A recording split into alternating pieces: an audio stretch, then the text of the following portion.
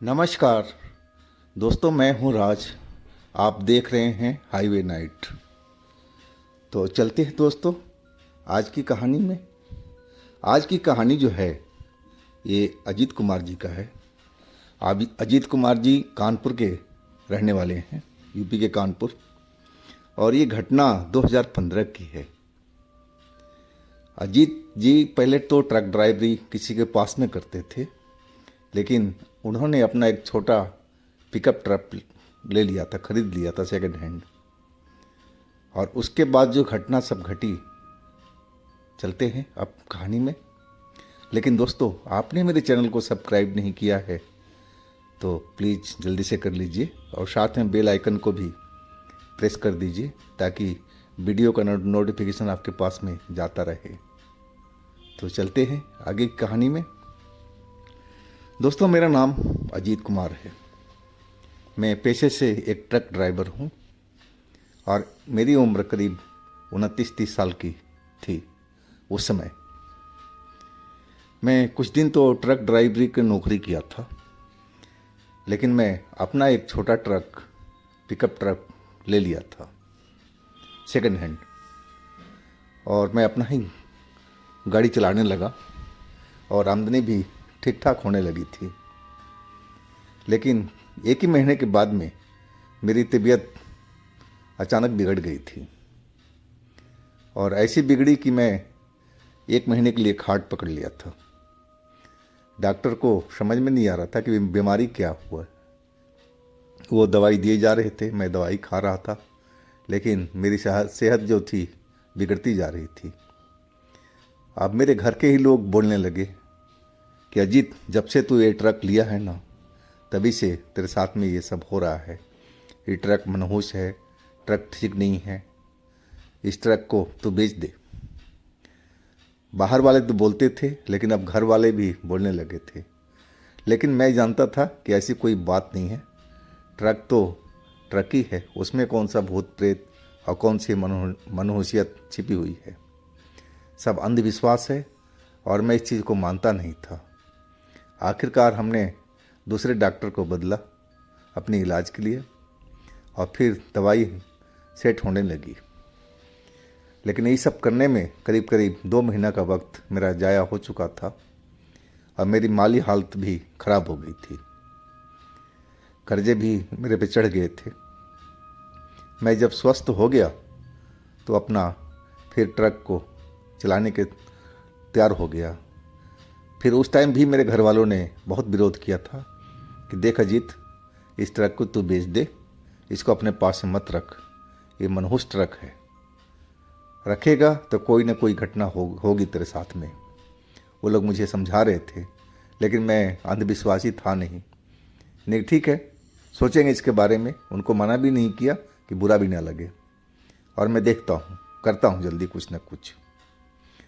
मैं ट्रक चलाने लगा था, आमदनी होने लगी थी। जो कर्जा था जिसे लिया था मैंने उनको दे दिया, और करीब करीब 3 महीना बीत चुका था। सब कुछ सही सलामत चल रहा था। उस दिन पूर्णमासी की हमारी माँ पूजा करती थी घर में। प्रत्येक पूर्णमासी की पूजा होती थी, और ये पूजा सुबह सुबह ही स्टार्ट हो जाता था। माँ विधिवत ढंग से पूजा करती थी, और पूजा के वक्त में सारे जो घर के सदस्य हैं नहा धो करके पूजा में भाग लेते थे। और मैं भी, अब वैसे तो मेरे को जल्दी थी, मुझे माल लेकर कहीं निकलना था, लेकिन माँ का आदेश को मैं मना नहीं कर सकता, वो भी पूजा की बात। मैं पूजा में शामिल था। पूजा जब ख़त्म हुआ तो 10 बज चुका था, और मैं अब जल्दी से जल्दी निकलना चाहता था। माँ बोली, पहले प्रसाद खा के जा। नहीं, ठीक है माँ, जल्दी से दे दे। और कागज़ में एक प्रसाद को लपेट के दे दिया थैले में, और मैं वो प्रसाद की पुड़िया अपने थैले में रख कर के, चलो अब लेट हो चुकी है, बाद में खाएंगे गाड़ी में बैठ कर के कहीं पर। अब मैं अपने काम में लग गया था। भगवान की दया से जाते ही मेरे को काम धड़ाधड़ मिलने लगा था, और जब आखिरी चक्कर में छोड़ा तो रात के 12 बज चुके थे। अब मैं वहाँ से अपने घर के तरफ निकलने लगा।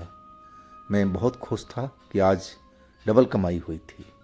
मुझे तो बैठने का मौका तक नहीं मिला था, ना सही ढंग से खाना खाने का। मैं चलते फिरते ही कुछ खा लिया था और उसी से काम दिन भर चला था मेरा।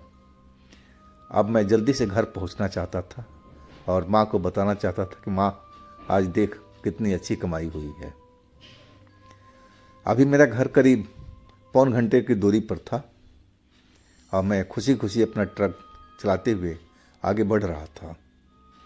और तभी अचानक मेरी जो ट्रक है वो झटके दे दे करके और रुक गई। ट्रक में स्टार्ट करने की कोशिश करने लगा, लेकिन ट्रक मेरे से स्टार्ट नहीं हुई। अब मुझे लगा कि अब रात कहीं मेरी इसी ट्रक में ना बीते। लेकिन रोड तो चालू था वो, लेकिन ट्रैफिक बहुत कम हो चुका था। मैं नीचे बाहर खड़ा हो गया कि कोई ट्रक वाला आए तो मैं मदद मांगूं उनसे, वो मेरी ट्रक स्टार्ट करने में मदद करें। लेकिन ट्रक वाले कोई नज़र नहीं आ रहे थे। हाँ, कारें तो आ रही थी, 2-3 कारें मुझे नज़र आई, लेकिन उनको रुकना ठीक नहीं था, क्योंकि वो हमारी कुछ मदद नहीं कर पाते। हमारा तो काम ट्रक वाला ही कर सकते थे, जो कि अभी तक नज़र नहीं आए थे। और मैं बेचैन इधर से उधर रोड पर घूम रहा था। पूरा उजाली रात थी, चांद बड़ा सा दिख रहा था। पूर्णमासी की रात थी तो बड़ा होना ही था, और हर एक चीज़ साफ साफ रोड पर दिख रहा था। और मैं इधर से उधर घूमते हुए ट्रक वाले को देख रहा था कि कोई आए तो मैं उनको हाथ दूं और वो मेरी मदद करें, मेरा ट्रक स्टार्ट हो तो मैं घर को निकलूं। मुझे यही लगी थी कि मैं कैसे जल्दी से ट्रक स्टार्ट करवा दूं अपना। और मैं इधर से उधर आगे कभी पीछे अपना ट्रक के चल रहा था। और तभी मुझे लगा कि मेरे पीछे में, मेरे साथ में कोई चल रहा है। मैं मुड़ा देखा तो देखते मेरा तो जी था सन सा रह गया था। एक तो वो लंबा आदमी था और पूरा झुका हुआ था, कमर तक लंबाई उसकी काफ़ी थी, और शायद उसको खड़ा होने में दिक्कत था, इसलिए वो आधा झुका हुआ था। और चेहरा बिल्कुल सपाट था, और सबसे खतरनाक थी उसकी आंखें, जो छोटी छोटी और बल्ब की तरह जल रही थी। और मुझे पीछे मुड़ते ही वो अपनी फटी फटी आवाज़ें बोला, भाई बीड़ी दे दे। मैंने कि जी बीड़ी नहीं है मेरे पास में। लेकिन मैं मन में देख लिया, समझ लिया था कि ये इंसान तो अभी यहाँ पर कहीं नज़र नहीं आ रहा था। रोड पूरी की पूरी खाली थी। ये अचानक कहाँ हवा से टपक गया या ज़मीन से निकल गया। मैं जानता था कि इस रोड पर भूत प्रेत नज़र आते थे, लेकिन अचानक मेरे सामने में आ जाएंगे, मैं चीज़ को विश्वास ही नहीं कर पा रहा था। अब मुझे 100% विश्वास था कि ये कोई नॉर्मल व्यक्ति नहीं है, ये ज़रूर कोई न कोई प्रेत आत्मा है, या कोई शैतान है या प्रेत है। और तभी वो मुझसे दोबारा बोला, बीड़ी दे रहा है कि नहीं दे रहा है, धमकी भरे लहजों में, और वो भी फटी फटी आवाज़ में। मैं बोला, जी बीड़ी तो मेरे पास में नहीं है बिल्कुल भी। और बस इतना ही सुनना था कि वो तो गुस्सा हो गया, अपनी लंबी हाथों से अब मेरा गला को पकड़ लिया और फटी फटी आवाज़ में बोलता रहा, अगर बीड़ी नहीं मिला तो तेरे को आज मैं छोड़ूंगा नहीं, तेरे को मार दूंगा। अब इतनी ज़ोर से वो गला पकड़ रखा था कि मैं आवाज़ भी नहीं निकाल पा रहा था।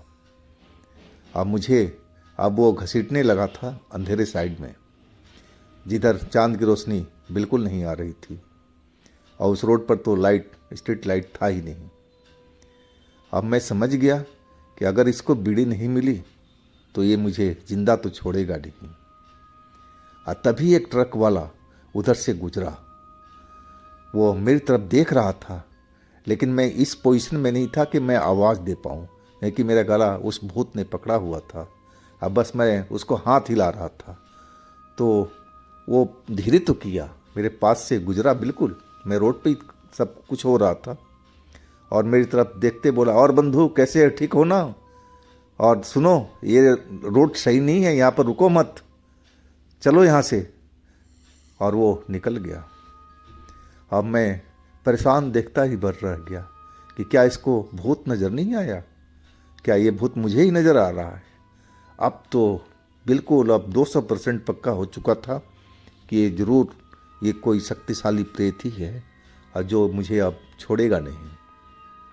मैं बुरी तरह डरा हुआ कांप रहा था और वो भूत मुझे अंधेरे की साइड में खींचता अब लेके चल रहा था। अब बोल रहा था, बीड़ी नहीं तेरे को आज ख़त्म कर दूंगा, मुझे बीड़ी चाहिए, फटी फटी आवाज़ में बोलती जा रहा था। अब मैं कहाँ से बीड़ी ले आऊँ, मैं तो पीता ही नहीं था। और तभी मेरे दिमाग में एक ख्याल आया, क्यों ना झूठ बोलूँ। और तभी मैं बोलने की कोशिश करने लगा, हाथ की इशारा करने लगे, रुको रुको रुको। तब उसने मेरी गर्दन को थोड़ा ढीला दिया। मैं बोला, मैं एक गाड़ी में बीड़ी है मेरे थैले में, मैं निकाल के लेके आ रहा हूँ, मेरे को छोड़ो। और वो मेरा गर्दन छोड़ दिया था।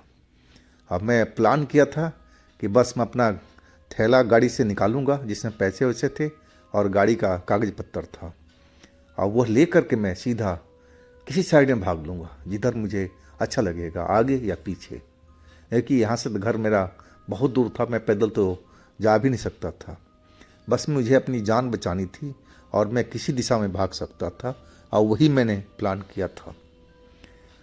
वो भूत वहीं पर खड़ा था। अब मैं अपने गाड़ी की तरफ आ गया, गेट खोला, गाड़ी के अंदर चढ़ा नहीं, सीट के पास ही मेरा बैग था और बैग में उठा लिया, बैग उठा के कंधे पर टांग दिया। अब फिर मैं आगे की तरफ जिधर से आ रहा था, कि दूसरी साइड में जो हमारा गांव वाला रोड था उधर तो वो भूत खड़ा था। अब दूसरी साइड ही में सरपट दौड़ गया, जितना शक्ति थी मेरी अंदर में सब लगा करके अब भागने लगा। और मैं पीछे देखते जा रहा था। वो भूत चिल्ला रहा था, तेरे को छोड़ूंगा नहीं, तेरे को छोड़ूंगा नहीं, फटी फटी आवाज़ उसकी सुनाई पड़ रही थी। अब मैं समझ गया कि अब भूत तो अब मेरे पीछे भागेगा नहीं, मैं इतना तेज़ भाग रहा हूँ और भूत तो वहीं खड़ा रहेगा अपनी जगह पर। अब मैं और तेज़ी से भागने लगा था। और फिर जो हुआ वो बिल्कुल एकदम झटके से वो मुझे और गिरा दिया था पीछे से भूत। वो इतनी जल्दी आ चुका था पलक झपकते ही कि मैं क्या बताऊं आपको।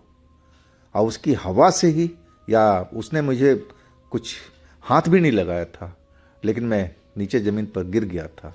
और जब उठ करके खड़ा हुआ तो भूत मेरे सामने खड़ा दिखाई पड़ रहा था, और वो भी गुस्से में और चिल्लाता जा रहा था, तू कहाँ भाग के जाएगा, तू भाग सकता है मेरे से तेज, क्या समझा है, मैं अब तुझे बिल्कुल नहीं छोड़ूंगा, तू बीड़ी नहीं पिलाया, अब मैं तुझे अब मार ही दूंगा।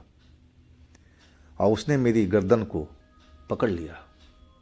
अब मैं समझ गया कि अब मुझे कोई नहीं बचा सकता, अब बचा सकता है तो बस मेरा ईश्वर, इसके अलावा कोई नहीं। अब जैसे ही मेरी गर्दन पकड़ा वो उछल करके और दूर जा गिरा। अब फिर तो वो रुका ही नहीं, ये अंधेरे में गायब हो चुका था। मैं कुछ मिनट तो वहीं खड़ा सब देखता रह गया कि आखिर हुआ क्या, मेरे में कौन सी शक्ति आ गई जो भूत ने मेरा गर्दन छुआ और फिर भाग गया। मैं कुछ समझ नहीं पाया।